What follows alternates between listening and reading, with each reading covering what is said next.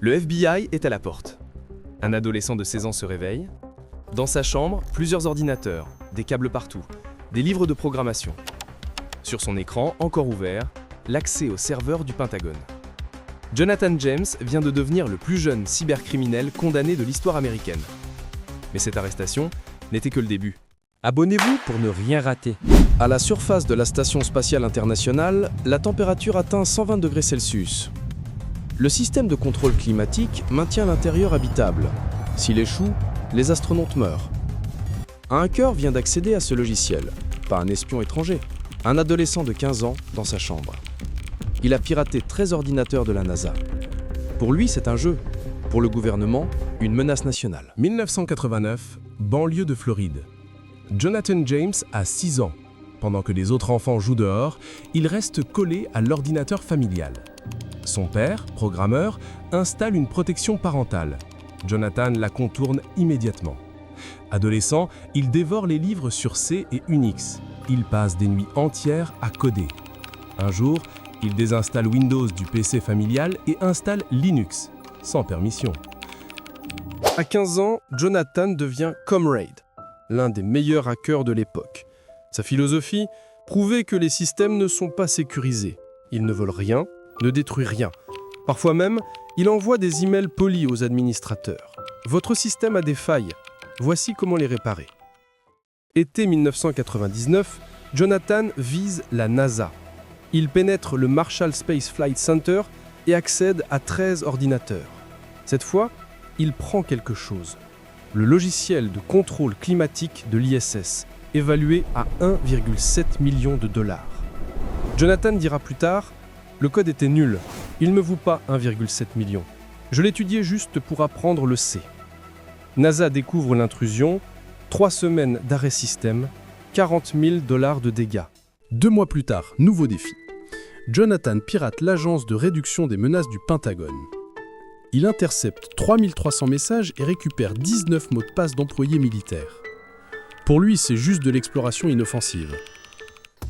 Janvier 2000. Jonathan, 16 ans, se réveille. Le FBI est à la porte. Ils saisissent 5 ordinateurs, son Palm Pilot et son livre Star Trek. Jonathan avoue tout. 3 mois plus tard, accusation officielle. Verdict: plus jeune américain condamné pour cybercriminalité. 6 mois d'assignation à résidence, interdiction d'ordinateur, lettre d'excuse obligatoire à la NASA et au Pentagone, test positif aux drogues, 6 mois en détention juvénile. Jonathan regrette tout. Il abandonne le hacking définitivement. Mais sa vie passée va le rattraper. Albert Gonzalez, même profil que Jonathan. Hacker depuis l'enfance, a aussi piraté la NASA à 14 ans. Mais lui n'a jamais arrêté.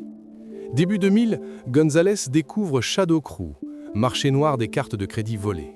Arrêté en 2003, il devient informateur des services secrets tout en continuant à pirater. Son plan: Get rich or die trying. Avec Christopher Scott, ami commun de Jonathan, il pratique le war driving. Se garer près d'entreprises, pirater leur Wi-Fi et voler les données bancaires des clients. Leur plus gros coup, TGX, 96 millions de clients affectés. Au total, 180 millions de cartes volées, 400 millions de dollars de dégâts. Le plus grand vol d'identité de l'histoire américaine. Les services secrets découvrent que leur propre informateur est le cerveau de l'opération. Mai 2008, Jonathan, 24 ans, vit retiré chez lui. Sa mère est morte, il souffre de dépression, a abandonné le hacking. Nouvelle perquisition, cette fois les services secrets. Il soupçonne que Gigi, du réseau Gonzalez, signifie Jonathan James. Jonathan découvre que Gonzalez était informateur depuis 2003. Dans son esprit, tout devient clair. Il cherche un bouc émissaire. Pas Gonzalez l'informateur, pas Scott, lui, Jonathan. Les flics mentent et feront tout pour gagner. Jonathan panique. Il ne veut pas retourner en prison pour un crime qu'il n'a pas commis. 18 mai 2008. Jonathan est trouvé mort chez lui, blessure par balle auto-infligée. Sa lettre d'adieu: je n'ai aucune foi dans le système de justice, j'ai perdu le contrôle. C'est ma seule façon de le reprendre. Rester en prison 5, 10 ou 20 ans pour un crime que je n'ai pas commis, ce n'est pas moi qui gagne. Je meurs libre. Mars 2010, Gonzalez condamné à 20 ans, Scott à 7 ans. les services secrets trouvent 1,2 million en liquide chez Gonzalez. JJ ne désignait probablement pas Jonathan James mais Stephen Watt, alias Jim Jones en ligne. Jonathan n'a jamais été arrêté, inculpé ou jugé pour l'affaire TGX. Jonathan James n'était pas un criminel, juste un adolescent avec un talent rare et une curiosité profonde. Après avoir piraté des systèmes, il proposait souvent de les réparer. Au lieu de canaliser ce talent vers le bien, le système de justice a choisi d'en faire un exemple. Si vous aimez les affaires criminelles réelles et les énigmes qui défient toute logique, abonnez-vous dès maintenant et activez la cloche pour ne manquer aucune de nos enquêtes.